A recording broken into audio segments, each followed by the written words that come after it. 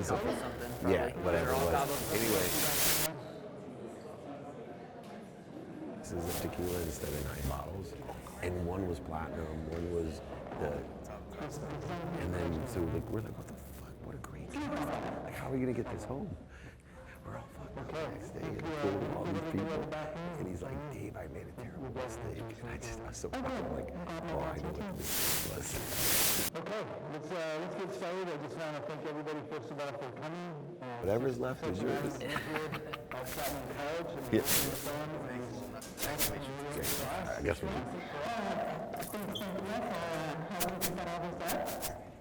Oh, shit. Starting. Started 6:20, so 7-ish. tonight is to get together, 5 and 50. learn about leadership, but learn about it in a different way. This isn't going to be a class. So we're going to hear stories from all of us up front, and we're going to be able to take it everywhere. I'm hoping to add value to your life. And the group of people that we have here tonight is having separation, but Robert, who is extremely special for me to have him as my life. So This is ground control to A little bit of housekeeping. I want to let you guys know that here are some books that we have written that you're welcome to take with you tonight. And at the front check-in table, there is a book that's for sale. So I just want to make sure that you guys have that. And so tonight, we're going to have all of us speaking to you separately, and then we'll do a Q&A at the end, and that's kind of the flow of the evening. Okay, so I'm going to let you kick it off. Okay, all right, thank you.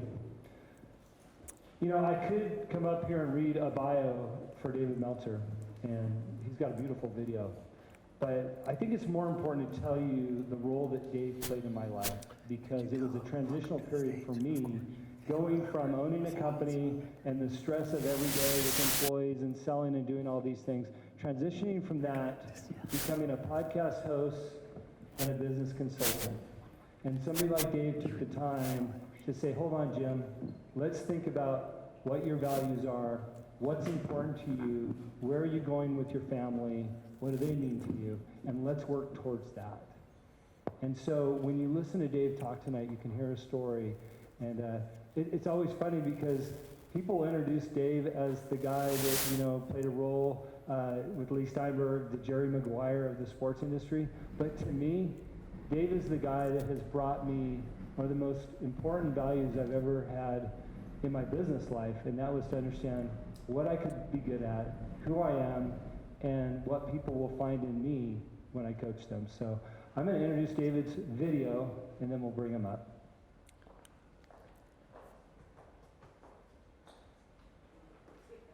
Hello, Rob. I'm back. Wes is like, why aren't you speaking at the WealthCon? I was like, I was Keynote last year. Right, Benita? Yeah. That's at my lab. Greetings from Montana, and thanks for joining us for an evening of traditional leadership. My name is Rod Kuntz, author of the Warpath Alliance and co-founder of the Young Entrepreneur Syndicate, where we coach, train, develop, and inspire today's young entrepreneurs. And welcome to Chapman University, where their theme is inspiration can come from anywhere. So tonight, this is definitely the perfect place for this venue. Although I couldn't be there in person, I leave you in great hands. Dave's heart to serve on a massive scale is unequaled, and he will inspire you to connect to goodness. Jim's tenacity and authenticity will coach you to levels you never thought possible when your answer is yes. And Rachel's marketing and business savvy, she will encourage you to develop the perfect mix of grit and grace. And Robert's astute observations of the human condition, the laws of human nature, will train you to be aware of the power you possess in all of your relationships. Tonight is truly for and about you. On behalf of the Young Entrepreneur Syndicate, thank you for being the fertile ground for the next generation. Saddle up, entrepreneurs. Time's going to fly by, and we're ready to ride. That's our partner, Rod. And the reason why I wanted to show that video briefly, he couldn't be here. He just had open heart surgery. And he actually did that video before the surgery a few days ago, so he's healthy and out of it now. And he'll probably kill me for squeezing that in between David's video and the introduction of David. But that's Rod, and he's just a wonderful soul, and we're happy to have him as part of our partners. So go ahead and cue up David's video now. I don't think people do what they love. I think they learn or inspire to love what they do. People have always told me, you're so lucky, you've always loved what you did. And if you look back, do you think I really love selling legal research online? That was my dream when I was 5 years old. That's what I love to do. No, I learned to be inspired. I learned to take my possibility and make it a probability. So you gotta know your what, you gotta know your why, make those possibilities your probabilities, and then every single speech I take is the most important part that nobody talks about, especially when you get to this woo-woo stuff, this spiritual stuff. I'll tell you what's the most important thing is how. How are we going to do it?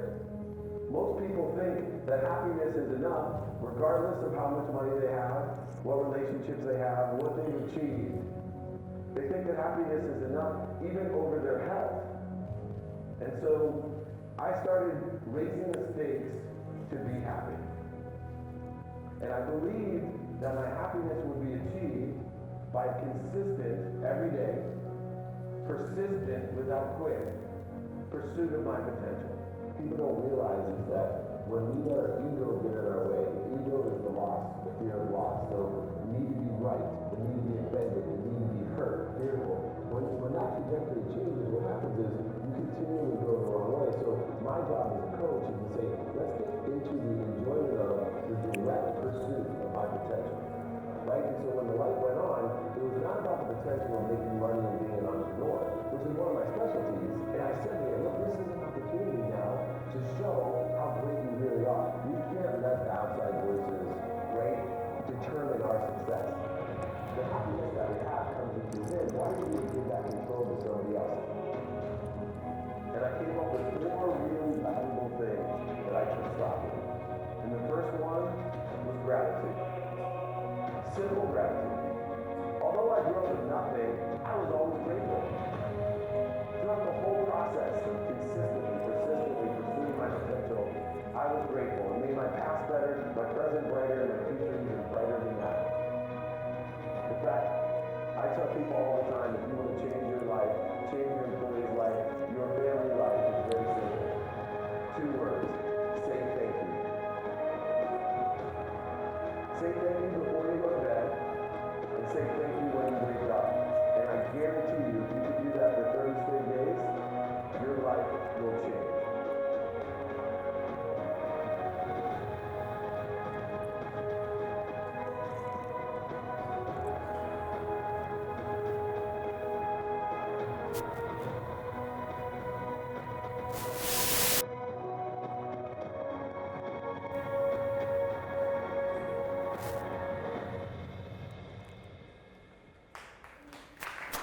Let me bring you around to the stage.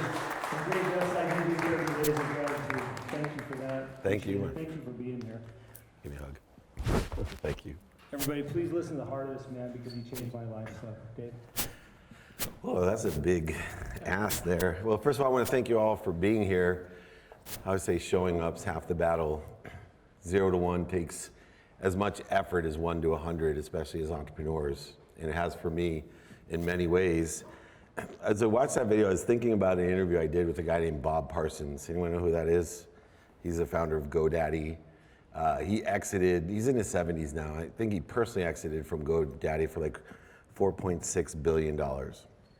And I was interviewing him at the Super Bowl this year, and you know, he's 70 some, and he looks at me and he says, you know, Dave, he said, if you love what you do, and right then, I can see myself on camera in this interview, I roll my eyes because I've already answered what he's about to say, right? If you love what you do, you'll never work a day in your life. And I know that to be true because I've had 100 old entrepreneurs tell me the same thing. And I try not to be one of those old entrepreneurs that'll tell that to you.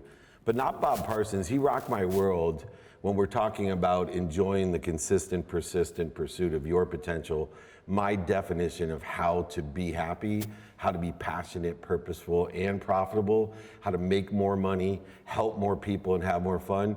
He said, Dave, if you love what you do or learn to love what you do, it will tell you all its secrets.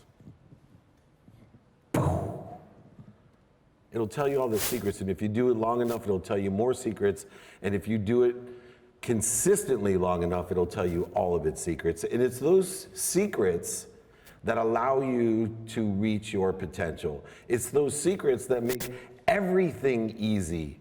Even when you're down to your last dollar in your bank account, everybody doesn't believe in you. Whatever it is, whatever challenge, trauma you received in your life, it's those secrets that are the cheat codes that allow you to win the video game. Everybody can be a great Fortnite player if you had the cheat codes, if you had all the secrets. Madden, same thing. The same thing holds true in entrepreneurship. If you enjoy the consistent, everyday, persistent, without quit pursuit of your potential, it'll tell you all its secrets. But in order to do so, you need to know what you want, and you have to stop pursuing what other people want. You have to stop pursuing what's missing in your life or what you don't have or what you don't want, because I'll tell you, that's what most people do their entire lives, living like tubes, food in, food out, in the world of nothingness. I don't know what I want, so I might as well listen to my mom and do what she wants, or my friends and do what they want, or just focus in on what I don't want or what's missing, and we end up with what other people want for us, and we resent them, or we end up with what we don't want, angry and depressed, or what's missing, we end up with that. There's a way that you can learn all of life's secrets, and I talked about the values as a foundational principle. Gratitude, which is simple, by the way, right? I would say the number one lesson that I teach in life, not only to millions of people, but to my own kids, is simple gratitude. Say thank you before you go to bed and when you wake up. Embarrassing enough, I said to myself as I learned about gratitude that gave me perspective, that allowed me to participate in the perception that I wanted in my life to where I think I want to be or better, I said to myself, wow, gratitude's simple. It's free, number one. That was attractive. Takes 0.1 seconds. That was easy. And every single thought leader, every single religious leader, every single political leader, every single spiritual leader was talking about how powerful this gratitude was. And all I had to do was say thank you before I went to bed and when I woke up. Anybody here think they can say thank you for 30 straight days? Yeah, so did I. The saddest thing is most people will agree with me that gratitude's the most powerful thing on earth. The perception of being able to find the light, the love, and the lessons in everything is what gratitude is. All the struggles, the failures, the setbacks, the voids, the shortages, the obstacles, the successes, the defining moments of our life, the historical relevances of our life. It's the meaning that you give your past that determines the trajectory of your future. And you give meaning to everything you see, and yet gratitude can heal that. It certainly can, but when I went on my mission to say thank you for 30 straight days to change my life, it took me 9 months. It took me 9 months to not forget either in the morning or when I was going to bed one day during that 30 days. It took me 9 months till I could do it 30 straight days. One of the lessons I learned through that, besides the power of gratitude, and I will tell you that in that period of 9 months, my life had changed exponentially. All the things I wanted in my life were attracted to me and aggregated with me. I had exponential outcomes of family, finance, faith, all of these great things, and it accelerated. It happened even faster than I thought it would. But it took me 9 months. 9 months to overcome human nature. 9 months that I couldn't remember to do it every day, and it was free and took one point of a second. You know why? Because I learned a valuable lesson. No matter how powerful something is, no matter how much you believe it, and you are all just a bag of beliefs determining what you do, say, think, and feel, no matter all of that, The simple things to do in life are unfortunately simple not to do. It's a great lesson. So I decided I'm just going to pay attention to the simple things first, make sure I'm aware of those in order to effectuate the impact and the outcomes that I have, because I know that if I'm consistent and persistent in the pursuit of what I want, it's going to aggregate, exponentially, create outcomes, and accelerate. Everything is energy. My life changed when I learned that everything was energy. I was flying to India, multi-millionaire, this is before I lost over $100 million, full of arrogance. And this wonderful lady was sitting next to me as I flew to India, and she looked at me and she said, "Are you okay?" And literally in my mind, I'm thinking, do you know who I am? Right? I run Lee Steinberg, most notable sports agency in the world. They made the movie Jerry Maguire about my firm. Do you know who I am? And so I just said, yeah, I'm fine. She said, oh. I said, why? She said, you're so full of light. And I'm looking at her like, okay, but you're blocking it. Now I roll my eyes like I did to Bob Parsons when he told me, you know. I roll my eyes, I'm like, well, thank you. She goes, do you meditate? And I was like, meditate? Now I couldn't hold back what I was thinking, so I went on a 1-minute diatribe that sounded something like this. Meditate? Only sick, broke, high people living on their mom's couch meditate. I have a Ferrari. I grew up with nothing. Meditation isn't going to drive my Ferrari up to my house. I made everything happen in my life myself. Why would I waste my time meditating? She said, oh, that's too bad. I said, why is that? She goes, because I could teach you to vibrate faster. Now I'm completely lost, right? I'm thinking to vibrate faster. I'm like, okay. And then she said, everything vibrates. The earth vibrates the slowest, then plants, animals, then humans, and then sound, and then light, and then thought. That piqued my curiosity because I'm a mathematical, money-driven person. I'm into quantitative analysis and results, not subjective opinions that people rely on, that are based on what? Ignorance and fear. That's not what I'm interested in. I'm interested in math. And I said, okay. She said, well, do you know you can only be aware of that which vibrates equal to or less than you at a frequency level? You can only be aware of the frequencies that are equal to or less than you, just like radio waves to tune in. I said, okay. She said, and do you know what vibrates the fastest? I said, no. She said, the truth. The truth vibrates the fastest. And I can teach you to meditate, to increase your vibration, your frequency, so you can be aware of your potential, your truth. She didn't say her truth. She didn't say your truth or my mom's truth or what's missing's truth. She said my truth, my potential. I got a lot of hair. They used to pet me in Korea because nobody had more hair than me. It stood up on my arms, all of it. And she looked at me and she said, I can teach you to raise your awareness. I'm doing a workshop here in India. I'd like you to come. It's 4 days. Would you like to come? And I looked at her and I said, no, I don't have time. She then said something. She said, oh, that's too bad. I said, why? I don't have time for it. I don't need it. I'm rich. I have a gorgeous wife, 3 beautiful children. I live in a home I never dreamed I'd live in. In fact, I have 33 homes in San Diego. I have a ski mountain and a golf course and a Ferrari, which pretty much just proved her my true anatomy, by the way, for any of you young men that want to buy Ferraris. She said to me, that's too bad because I could teach you when to buy or sell. She met me where I was at. She didn't talk about anything woo-woo anymore, anything about vibration or frequency. She simply talked about awareness and that she had a modality that would teach me to be aware of when to buy or sell. That had a quantitative value to me. So when I called my wife to tell her I'm staying in India 4 extra days to take a workshop on theta meditation and quantum healing, She looked up exactly what this lady looked like, any other women that were in there, because she was convinced that I was now cheating on her.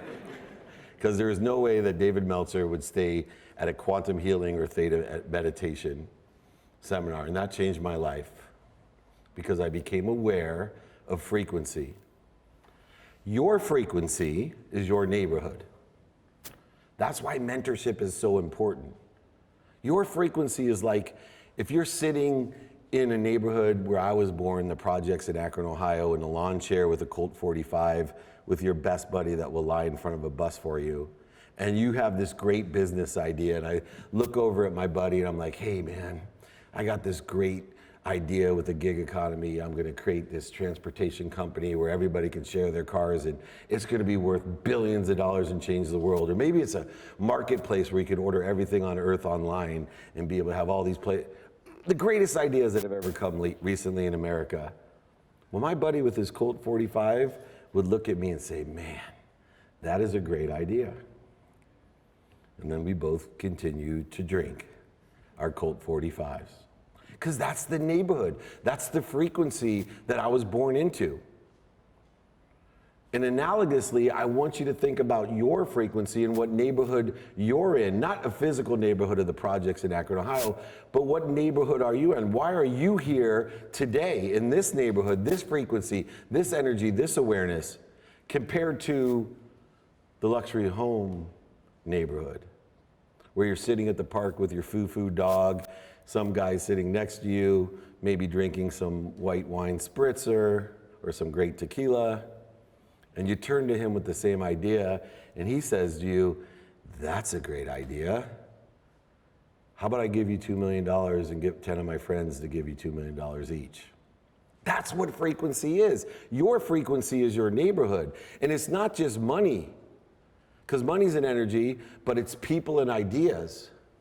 And if you're not conscious of what you want or conscious of the trajectory of what you want or better, you're just limiting yourself. Because I'll tell you one thing I've learned in sports, business, entertainment, you will never overachieve your own self-image. If you want to know the spirits of excellence, which I've represented and surrounded myself with, I will tell you what they have in common. Number one, a desire that they must be what they can be and a belief that they can't be it. They'll never overachieve. When I hear people tell me limitations, when they tell me what they can't do, when they're worried or anxious or depressed, I know exactly where they are. They're in the wrong neighborhood.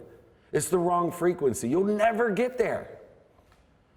Will it be tough to get to where you want to be? I promise you it will be. But if you find the light, the love, and the lessons, you'll enjoy it.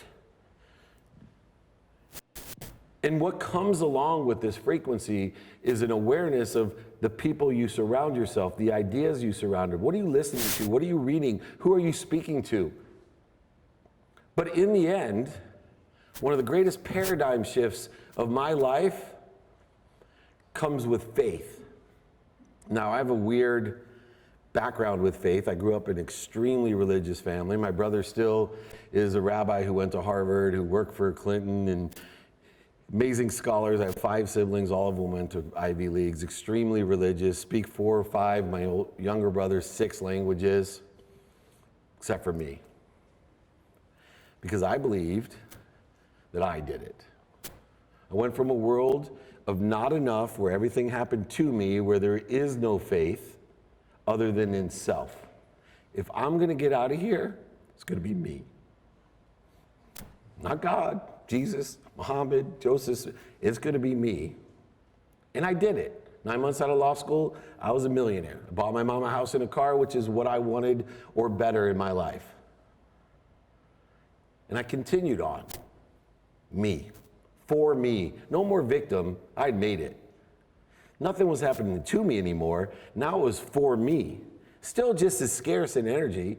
Living in a world of trade and negotiation. I call it a zero-sum game. And as a litigator, someone who went to law school and is fairly competent in litigation, I was good at negotiation, trading. Even my giving was a trade, right? I gave to receive, or I gave for acknowledgement or recognition. Extremely generous. I thought I was a philanthropist, giving all my stuff away with expectation of receiving more. But I learned there was a different world through faith. No more trying to get more happy, more healthy, more wealthy, and more worthy by buying more things. If I was unhappy, I'd just buy things. If I was still unhappy, I'd buy different things. If I was still unhappy, I'd buy things I don't need. If I was still unhappy, I'd buy things I don't need to impress people I don't like. Trading and negotiating, trade's exhausting. Thinking that my life was about appreciation, which adds value, right? I thought, all I gotta be is thankful for everything. And I was grateful. I appreciated everything I had. I added value to everything I had. The second phase was acknowledgement. I realized at a young age that in order to acquire the knowledge of what you have to give it away. That is one dangerous philosophy. Anybody ever hear, did your mom ever tell you the more you give, the more you receive? My mom lived by that, still does, she's 80. My mom raised 6 kids on her own, worked 2 jobs. Second grade teacher, that's not an easy job at $17,000 a year. Packed us up into a country squire station wagon, packed our dinners into that station wagon, had the older siblings teach the younger siblings, putting extreme pressure on her belief, doctor, lawyer, or failure. Fetus wasn't fully developed till after graduate school. And she would fill humbly turnstiles at convenience stores with greeting cards so we could eat. Sometimes so we could eat with food stamps, but we could eat and get educated. My mom taught me, appreciate everything you have and acknowledge it, acquire the knowledge it by giving it away to others, and you will receive. And I bought into that.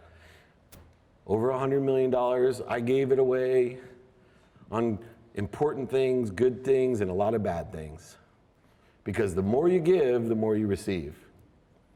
And my mom did the same thing. And unfortunately, what happens is acknowledgement isn't just giving it away. To acquire the knowledge of what you have doesn't just take giving it away, it requires you not to have it anymore.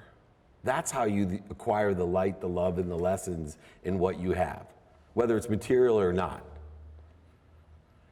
So what does that mean? If I lose it, I'll learn from it.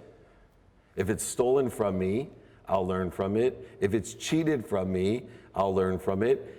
The key to acknowledgement is just not to have it anymore. It's not the intention of not having it anymore, of giving it away. It's the lessons that provides the acknowledgement of what I had. And then slowly but surely through faith, I realized, I have everything. I have everything.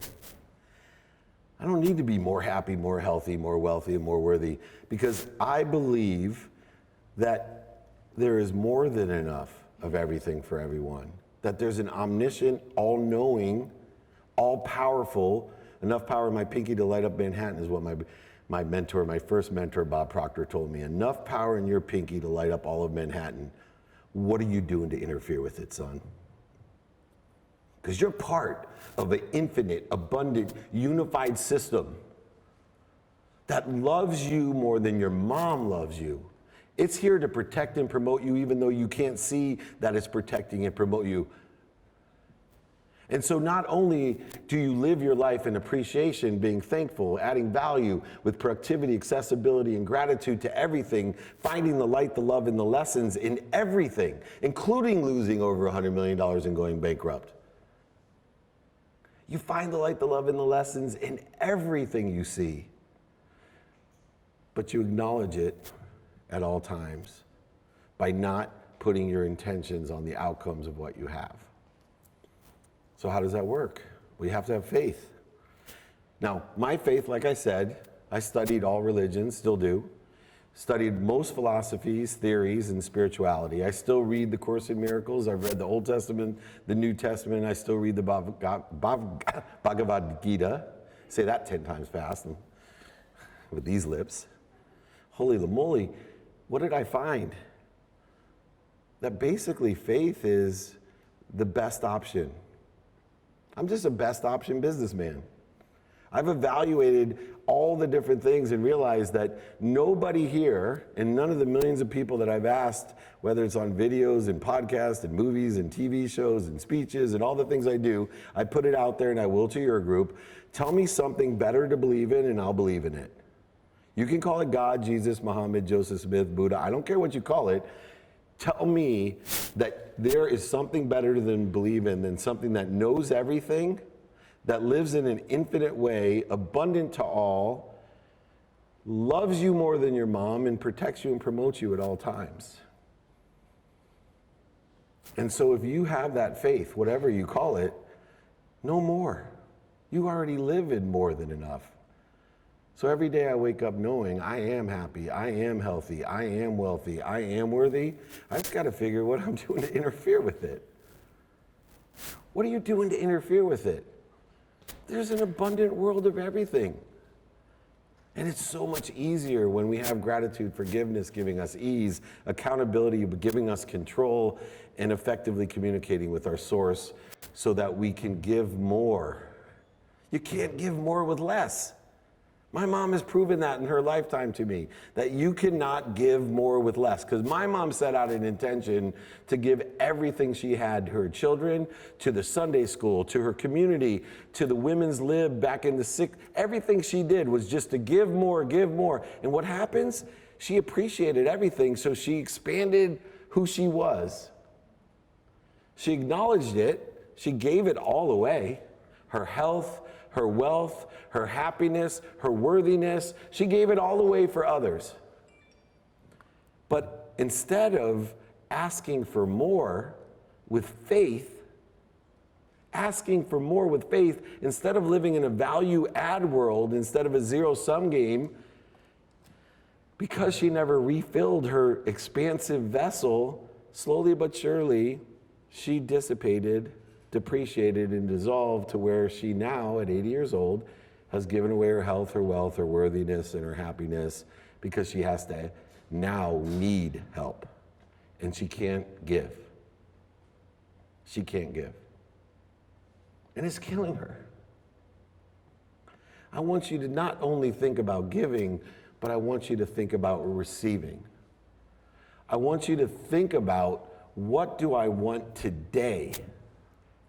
What do I want today in a trajectory of where I think I want to be or better? And what meaning, what light, love, and lessons do I have to give to my past? The failures, setbacks, voids, shortages, obstacles, struggles, defining moments, historical relevances of my past. What meaning do I have to give those? What light, love, and lessons do I have to find in my divorce, in my sickness, in my trauma, in my addiction, in whatever it may be, my bankruptcy like me?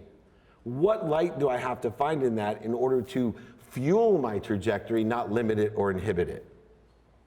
To get out of my own way and believe that I am abundant, infinite, and unified with everything, that I am protected and promoted, even if I don't understand how. You are. Practice identifying fear. See, there's only two types of fear. Fear of the past usually appears as resentment and guilt, and fear of the future. That's only two fears. And human nature prescribes, when we're afraid, ego. Originally, Freud talked about when you're afraid, you either run, right? We flee, we fight it, we feed it like an addiction, or we fornicate. We try to preserve our legacy, our genetics. Today, that doesn't make as much sense as it did when a dinosaur went, crossing your cave. It's much more complex. There's like social media, mean girls, all these different things. So what do we do? When we're afraid of the past or afraid of the future, we prescribe an ego-based consciousness that comes in some sort of need to feed, fight, flee, or fornicate. So it might come in a form of a need to be offended. Do you know how much time, money, emotion, relationships, and value I've wasted in my life because I couldn't identify my fear and why I needed to be offended? And trust me, if you need to be offended, just walk outside. You will feed yourself. It's guaranteed. I wish I could feed the world as fast as I feed my offense. People would be fat everywhere. There'd be more than enough food for everyone. How about the need to be right for any of you that are married? Need to be separate, inferior, superior, anxious, the need to be frustrated, angry. Those needs, if we practice identifying my fear and saying, is that a fear of the past from something that had happened before, this defining moment, this bankruptcy, this divorce, this addiction, this illness? Is this coming from a fear of the past, or is it a fear of the future? I'm not enough. And then see what we're prescribing. If we practice that, then we can use time as a dependent variable in order to effectuate how much time that we spend at ease compared to dis-ease. And if you combine staying at ease instead of dis-ease with your faith, if you truly believe like me in the best option, God, or whatever you call it, if you believe there's more than enough of everything for everyone, then what you want to do is utilize man-made constructive time 24 hours a day to spend walking with your source, being protected and promoted, and minimizing the amount of time that we're interfere with that amazing amount of power that we have in our pinky. That creates inspiration, confidence, all of these unbelievable powers that allow us to accelerate, aggregate, and compound exponentially the outcomes we want in a trajectory of what we think we want or better by giving the right meaning to the mistakes, failures, and setbacks, successes, defining moments, and historical relevances. And trust me, that's what we do. If you want to live in a world of more than enough, be grateful. Say thank you. Find the light, the love, and the lessons in the meaning of the past to get to where you want to be or better. Be forgiving for the 8 times a day that you get kicked in the face and prescribe some sort of idiotic need to interfere with your source, with your abundance, with the omniscient, all-powerful, all-knowing that you're part of, knowing that I expect miracles because of who I work with, I'll receive miracles because of who I walk with, and I will give miracles because of who I walk with. I'm not going to interfere with it anymore. And be accountable in 3 different ways to learn those lessons, the light, the love. Be responsible for everything in your life and ask yourself, what did I do to be responsible for this? What could I have done different? What did I do to attract this to myself? And what am I supposed to learn from it? That frequency. Did I surround myself with the wrong people and the wrong ideas in order to attract more of the wrong people and the wrong ideas? I promise you. And then, what am I doing to participate in the perception that I want in a trajectory, what I think I want, by giving a perception or a meaning to everything I see aligned with where I want to be, not interfering with it? And then effectively communicate. When you're grateful, forgiving, and accountable, effectively communicate with that source that's giving you more power in your pinky that can light up Manhattan. Communicate effectively. So when you are afraid, instead of resisting it, going over it, under it, through it, around it, lying to it, cheating to it, manipulating to it, denying it, just stop. Breathe. Remind to what? Recollect with what? Remember from what? The omniscient, all-powerful, all-knowing source. And then roll into what you want in a trajectory of what you think you want, giving meaning to what you have learned to get there faster. And I promise you, if you know what you want and who you can help and who can help you, and how to identify fear and how to stop, drop, and roll, knowing that when I'm afraid, my mind, my body, and soul are on fire, everybody knows when you are on fire, you got to stop, drop, and roll into what you do want, not what you don't want. Gratitude will give you perspective. Forgiveness will give you ease. Accountability will give you control. And effectively communicating with your source will put you inspired. Apply your why to your life. Don't search for it. Apply it. You are happy. You are healthy. You are wealthy. You are worthy. Let's figure out what you're doing to interfere with it. I appreciate all of your time. I'm happy to answer about 7 minutes of questions. Thank you so much.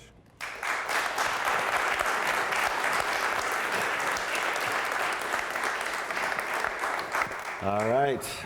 Remember 0 to 1. Oh, that's fast. 0 to 1 was faster than 1 to 100. What kind of things do you do to change your perception? So like you're feeling a certain way, like how do you like change your, what kind of, I have my own little tricks. Yeah. We're just learning really, but how do you change your perception? So how do you change your perspective or your perception of something? I look for what I want. So most commonly, I'll give you an example in my own marriage. I was a horrible husband. I've been married 26 years in a week. First 7 years, I don't know why or how my wife stayed with me because I'm not that good looking. Honestly, and I would leave to Korea, this was before Lee, I'd leave to Korea and for 22 days at a time, and all I did was miss my wife and my kids. Like literally, it was just consuming me. All I wanted to do is get home. All I wanted to do get home.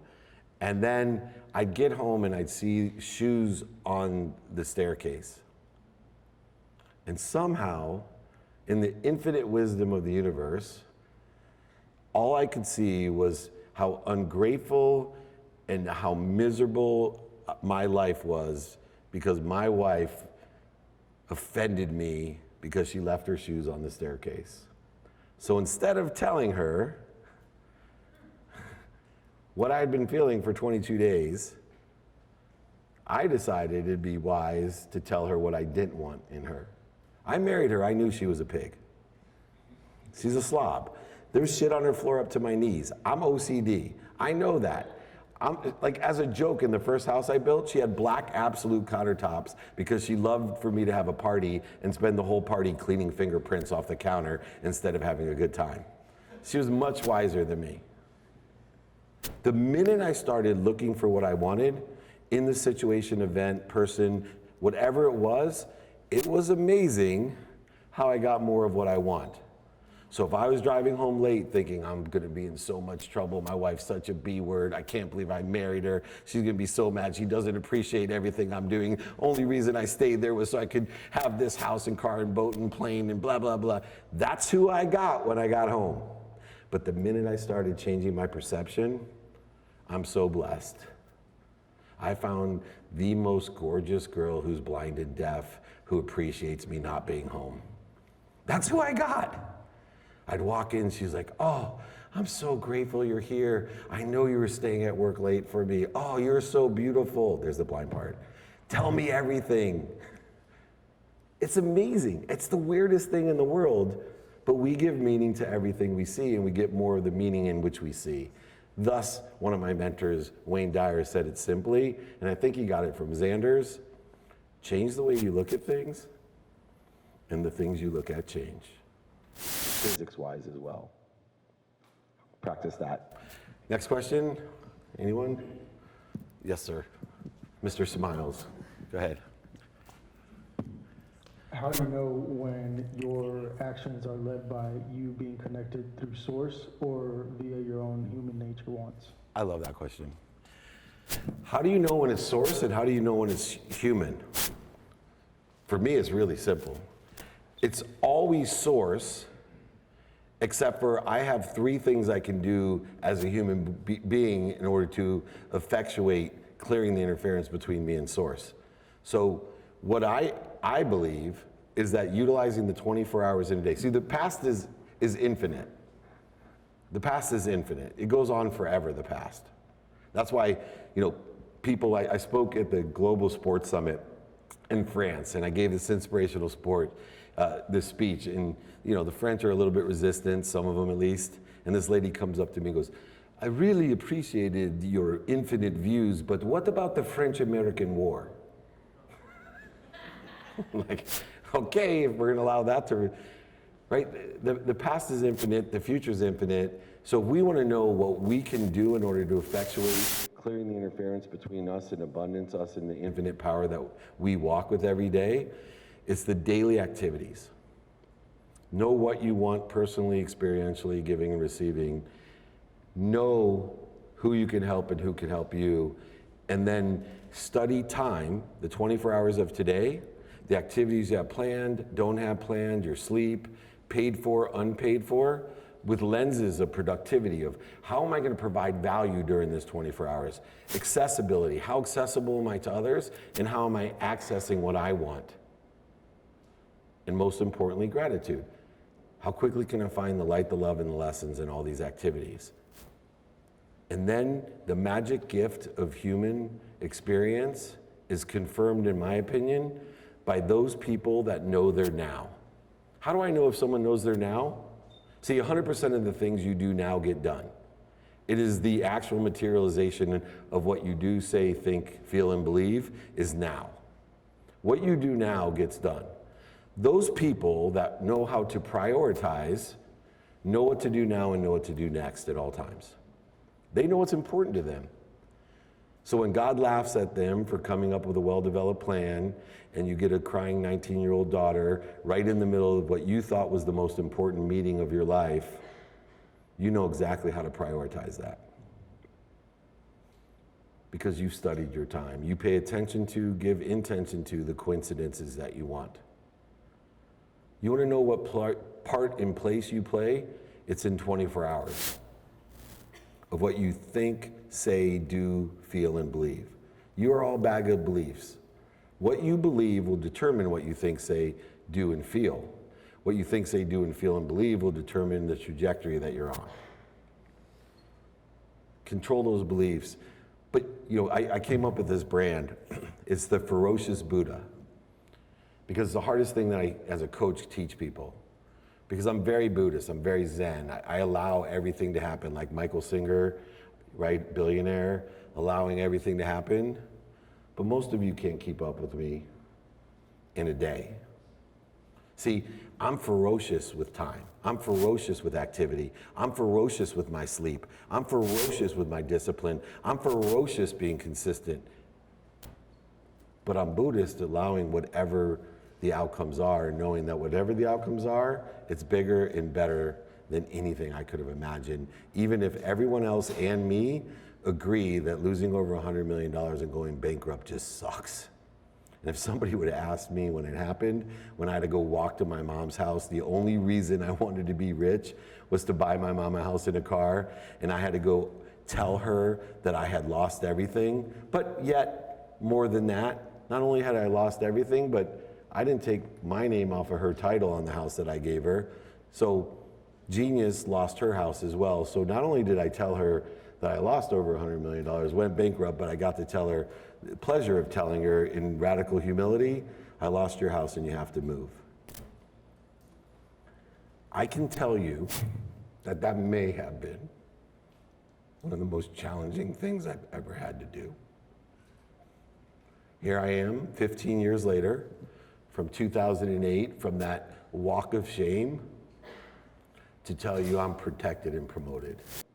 Because if I didn't have to make that walk, if I didn't have to tell her that, I would be divorced and probably dead.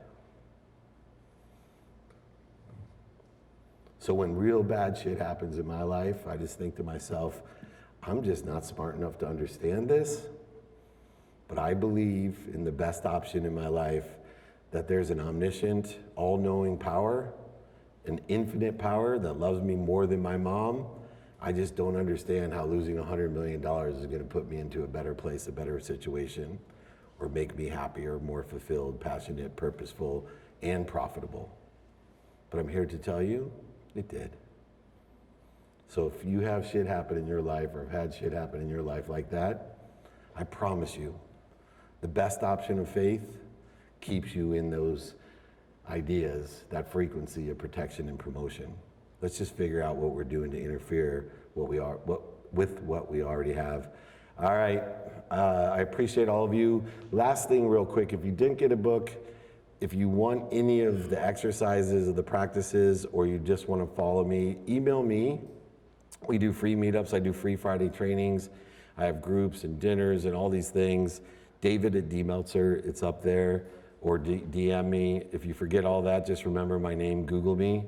I'm not the wrestling David Meltzer. I'm the other guy. Thank you so much. Great job. Thank you for having me. Thank you. Dave taught me to live a life of more than enough. I was the guy, my mom will test this. I had the Range Rover, lived in Newport, and that whole BS life.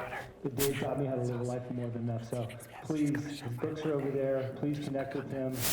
I've worked with Dave for a long time. He's certainly a blessing in my life. So I'm glad he was here today. David, thank you so much. Thank you.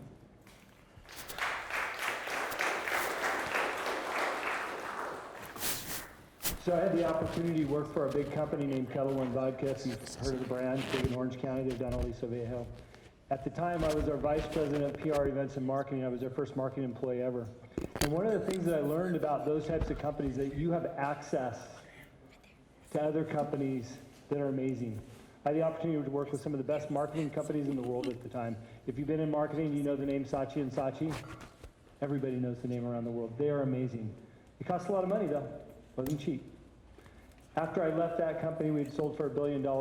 I started my own tequila company. The first thing I looked for was a good marketing company. And I found somebody great in Orange County. I was working with Blue Sea Marketing at the time. And their company allowed me to meet other people and other companies and to see what they do. I think when you own a business, if you want to be an entrepreneur, if you want to be successful, you need to surround yourself with those types of people. I always called this one my secret weapon. I had a secret weapon. I think you need a secret weapon in your life. And so I had the opportunity to reach out to Rachel. Well, I've been hiring her probably off and on for the last 20 years for something, right? And I had the opportunity to reach out to her over a year ago with this project called the Young Entrepreneur Syndicate. And she didn't even hesitate for a moment, not even a moment, to say yes to this opportunity. So I want to play her video and then I'll bring you up.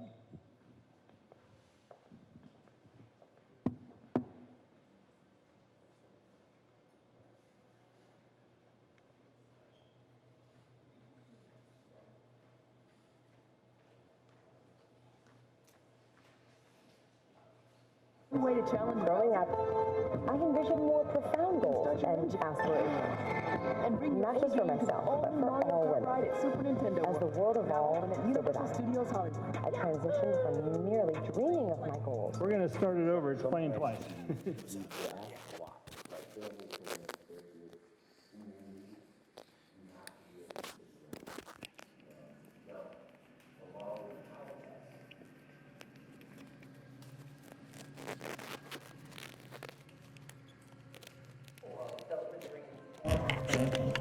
Growing up, I envisioned more profound goals and aspirations, not just for myself, but for all women. As the world evolved, so did I.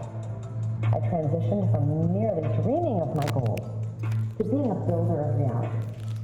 My mission is to empower through businesses, companies, and initiatives. Come join me on this journey as we explore the people and experiences that have inspired, guided, and elevated me to new heights.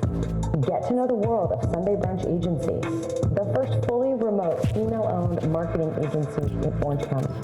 Discover Link Spirits, a bourbon crafted by an all-female team, and the Young Entrepreneur Syndicate, an online coaching platform teaching entrepreneurial skills. Together, let's embark on a voyage towards embracing the tenacity of grit and the beauty of grace. My journey serves as the backdrop for my new book, Grit and Grace, a woman's guide to empowerment, personal development, business leadership, and success. This book is a roadmap that unveils the paths I navigated and is designed to ignite your own transformative journey. Today, I'm orchestrating thriving enterprises and embracing motherhood. I have every confidence that our time together will serve as a wellspring of inspiration for you to ignite your own life's journey. Together, success. Thanks for the video. So I want to encourage everybody to find your own secret weapon. I've got mine. Rachel Savota, please come on up and let's hear all about it. All right. Good. Thank you. All right, hang on. I'm going to grab something. I like prompts. All right, next slide. You can leave it on there most of the time that I'm up here. One more. There you go. All right. Hi, I'm Rachel Swoboda. As I said in the video, I'm on a mission to empower different people with their different endeavors that they're pursuing in their lives. And that all started for me many years ago. And so I'm gonna try really hard, you guys, today to talk to you from a place of authenticity and consciousness. And I want you all to be mindful of this moment. So it's been a while since I've been in front of a stage with all of you, so just roll with me here on this a little bit. But I'm gonna put this down so I stop looking at it. But I also want to thank my daughter for being here, Elizabeth. Thank you. And my parents are here too, so thank you.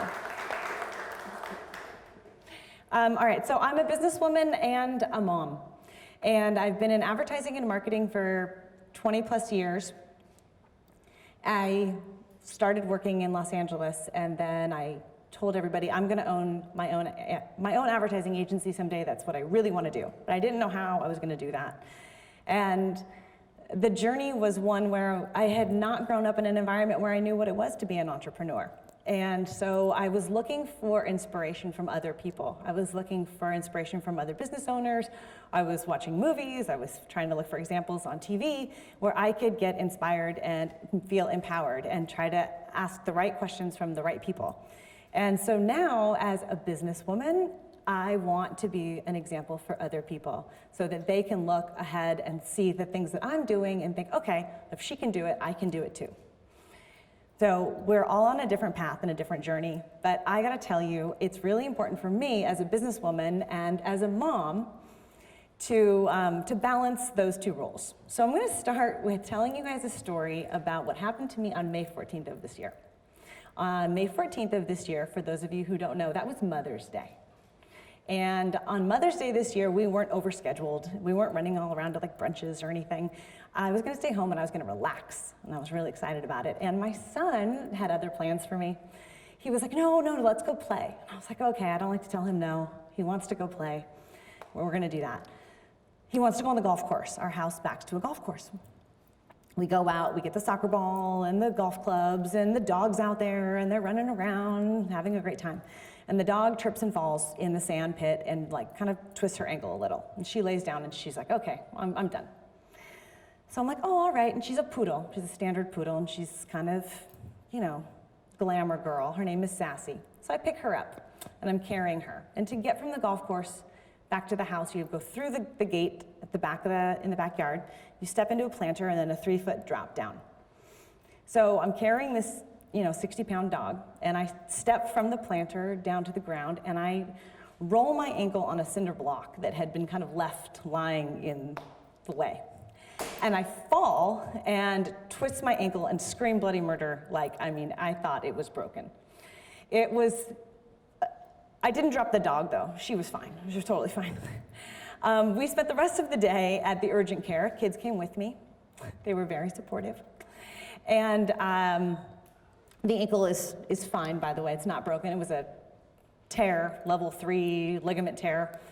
And I do all the things. I wear the boot. I'm doing the physical therapy. And I'm like, okay, it's feeling pretty good. I start exercising again. It's a low, slow road to recovery. It had been like 3 months at this point, and I'm getting ready to go to a meeting. And it's a new client meeting. It's a law firm. And I'm like, okay, it's a law office. You know what I'm talking about. And they're all gonna be in suits. And I'm thinking, okay, I'm gonna be in a suit and heels. Of course, what else would I wear? And for those of you who've known me, when I started in advertising, it was suit and heels. That was the uniform, right? You wear a suit and you wear heels. And I grew up going to a private Catholic school where wearing a uniform was part of my culture. And I was like, I'm good with this business uniform of suit and heels. Great. I feel powerful and authentic and genuine, and I can handle anything when I have my uniform of suit and heels on. So I'm getting ready for the meeting, and I open my closet. I take out one of my beautiful pairs of shoes and I put them on, and I take one step out of the closet and scream. There is no way I can walk out of the room, let alone to this meeting. And I gotta tell you, I had the biggest pity party ever. It was tears. And it wasn't about the look and the outfit. It was about what it represented to me. How was I gonna feel powerful if I wasn't in my heels? How was I gonna feel like I could run this meeting with this new client? Oh my God, what was I gonna do? So my daughter tried to help talk me out of it and give me advice and make me feel better. And I was like, oh, okay, all right, I can do it. And then Kristia, in her knowing wisdom, thank you, Kristia, she said, Rachel, you don't need the heels to be powerful. You already are without the heels. And especially in this day and age, women are redefining what power and means to them. It doesn't have to be the uniform of the suit and the heels anymore. It can be something else. So I put on a pair of loafers, and the meeting went great, by the way. It was totally fine, and I got over that breakdown moment, and then I started looking for what were other women doing that represented power for them, if it wasn't the suit and heels anymore. And I saw examples all over, not just in business, but I would notice like at school, there are moms who are in yoga clothes every day, but maybe they have like power red lipstick on. And that's their symbol of power and authority. It makes them feel like they can handle the day, whatever's coming their way. So I had to find the right kind of footwear for tonight. This was very important. I still want to get back in the heels at some point, and the physical therapist says by Mother's Day next year, if I have them on, then that's a win. So, you know, they're not gone forever. But I feel like that story was important to me because it helped me know that I could be powerful without putting the uniform on.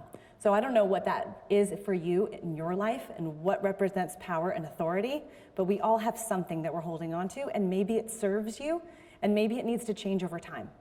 And kind of like for me, it could no longer be the heels, it needed to be something else. So think about that in your own lives. And that takes me to my next story. But we're gonna stay in the first bucket of the businesswoman and the mom thing because it's such a rich category. Some of you are moms.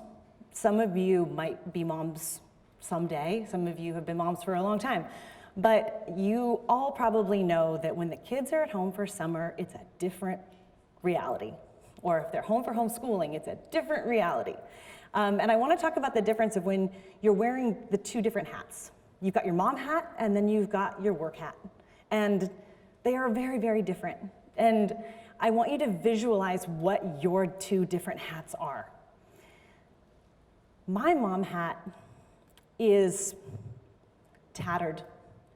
It probably has some spills on it. It might have some like old boogers on it. It's wrinkled, and it's real comfy though. It's real worn in.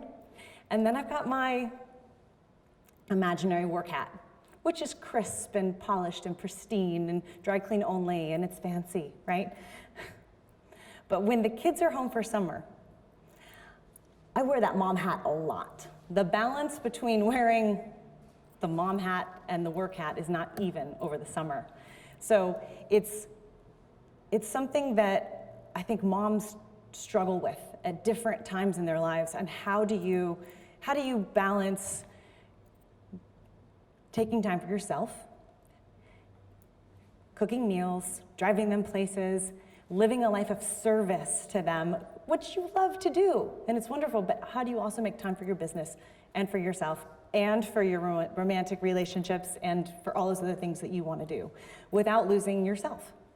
So it's a delicate balance of identity and living of service to those who you love, which is an honor to do, but it's also not easy. And that is something that I talk about a lot in the book. I knew the prop would be handy. So a couple years ago, I started writing this book. And when I first started writing it, it was filled with marketing advice and wisdom.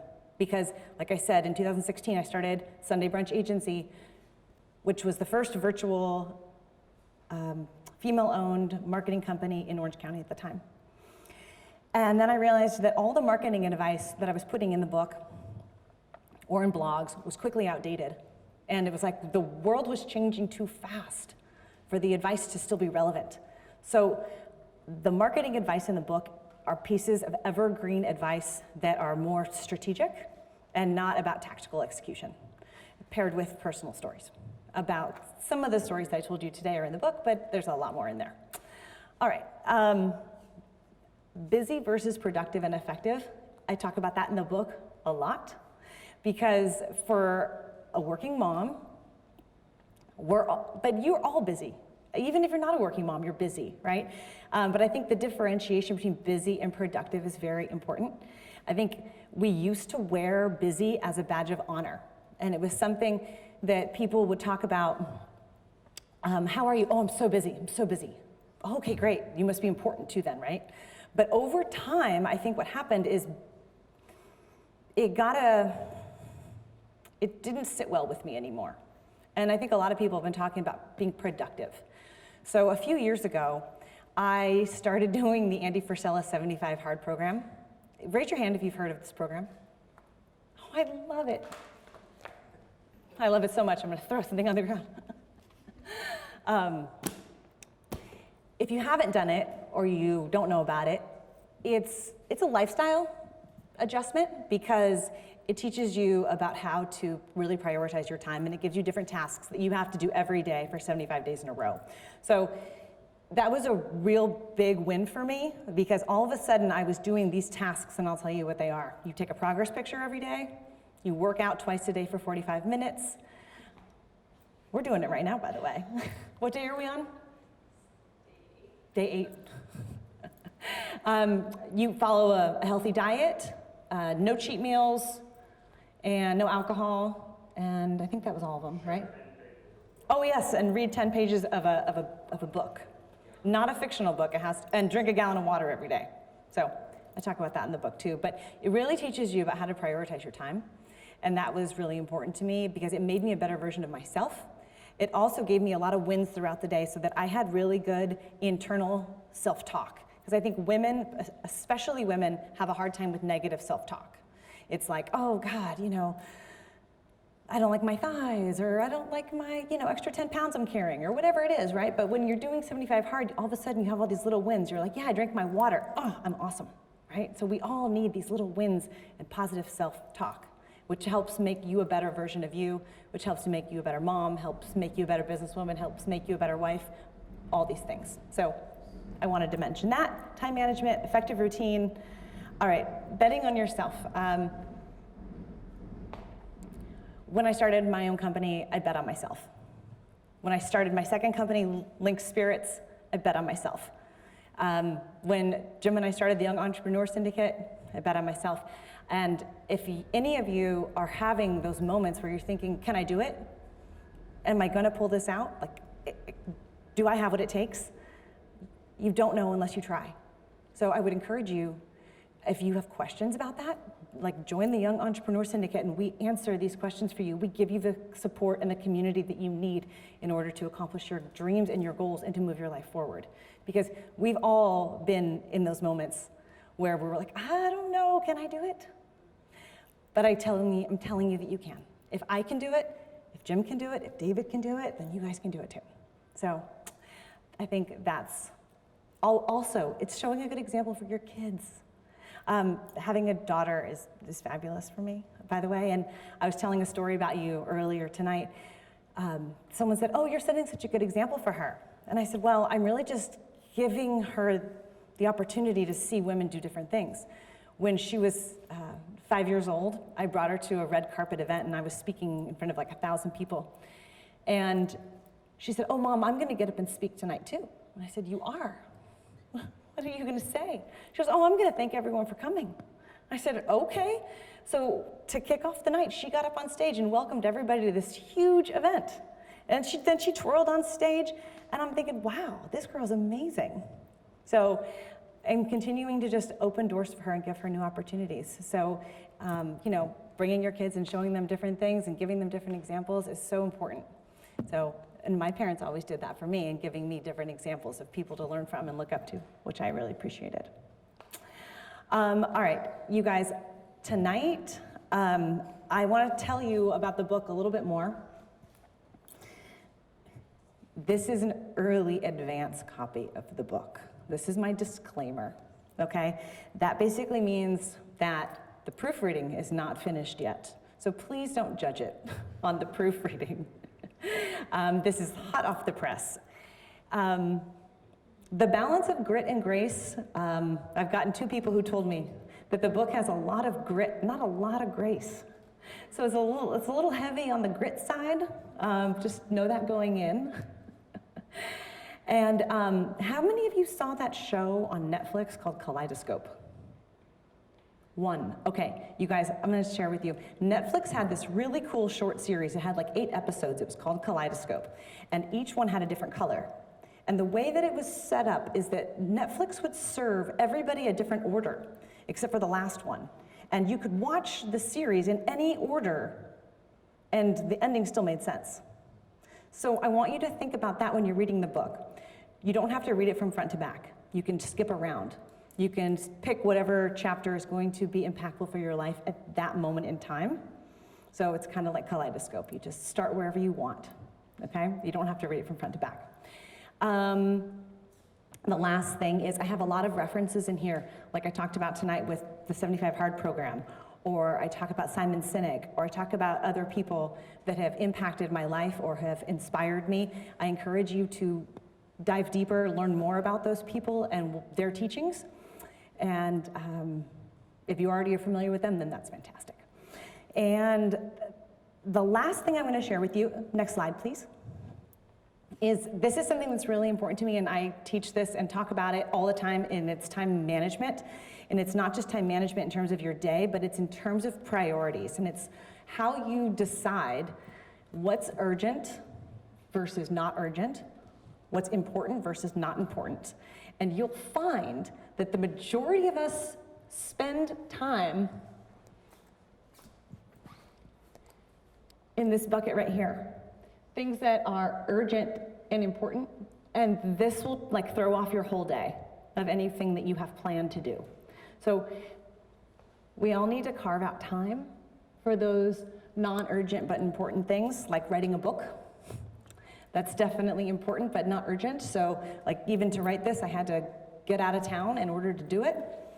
So, you know, what are those things in your life that are in the not urgent but important bucket? And I want to kind of challenge you all to think about that. And as you leave tonight, think, all right, what are you putting off that's important but not urgent that you want to take care of? So as I wrap up today, just so a little reminder, books for everybody. I don't know if I have enough, but take them. And if I don't have enough, then just put your name in the sign-up sheet and I'll make sure you get one. And then we're going to take a short 15-minute break, so you guys can like bio break, water, snacks, whatever you need. And then we're going to come back and have gym talk, and then Robert will be here for his Q&A. Unless you guys have any questions. Are we good? Okay. Thank you. Good job. Thank you. Rachel didn't mention, where were you when you wrote your book, or part of your book? Prague? You're just going to get out of town? Yeah, I just got out of town to Prague. I started writing the book in Prague. My dad and I travel and cycle around the world, and our heritage is Czechoslovakian, so I started writing the book in Prague, and then I finished it this year when we were in Scotland. So that's in the book too. Okay, so we bought some food. Please go eat it. We'll take this opportunity to meet and greet with Rachel. Any questions about marketing? Like I said, she's my secret weapon. Robert Green is on his way. We'll do a Q&A with him. He's got some books in the back. If you buy a book, he'll sign them for you, spend a little time with him. And then both of us have our books up here. Feel free to grab one if you didn't get one, as well as David Meltzer. So we'll be back in 15 minutes.